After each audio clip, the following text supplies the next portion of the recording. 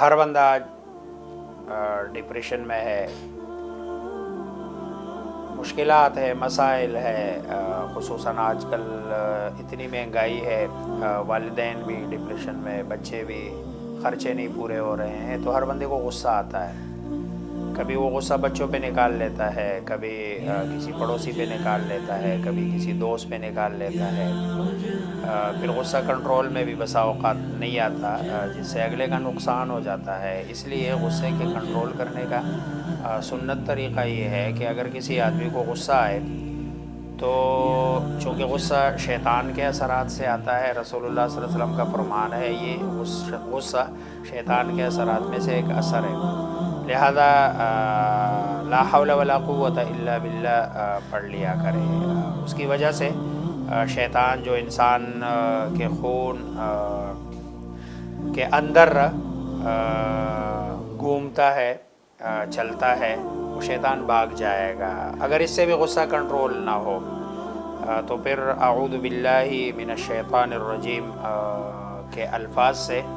اللہ رب العزت کی پناہ مانگ لے، اس سے شیطان بھاگ جائے گا اور غصہ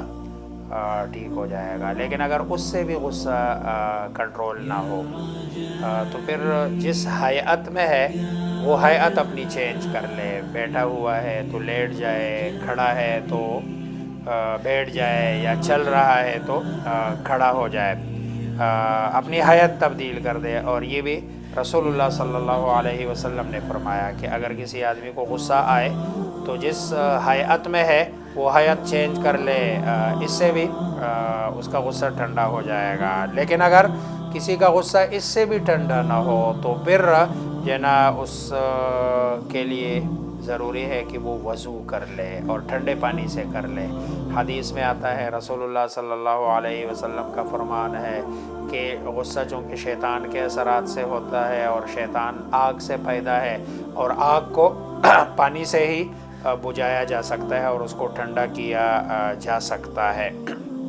اگر اس سے بھی کسی بندے کا غصہ ٹھنڈا نہ ہو تو پھر اس بات کو غور کر لے،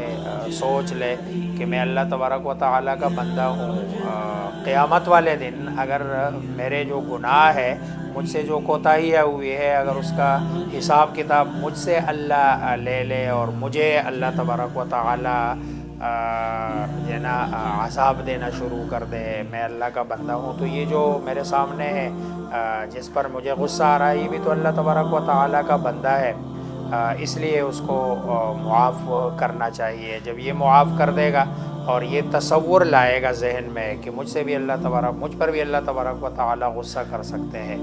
اور اس کے لیے بہتر یہ ہے کہ بندہ 2 رکعت نماز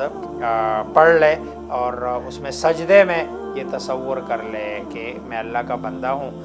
لہذا یہ بھی اللہ کا بندہ ہے اور بندگی میں ہم دونوں شریک ہیں، لہذا میں اس کو معاف کر دوں۔ اور وہ جو حدیث ہے رسول اللہ صلی اللہ علیہ وسلم کا فرمان ہے، الخلق عیال اللہ، کہ یہ جو مخلوق ہے یہ تو اللہ تبارک و تعالیٰ کا کنبہ ہے،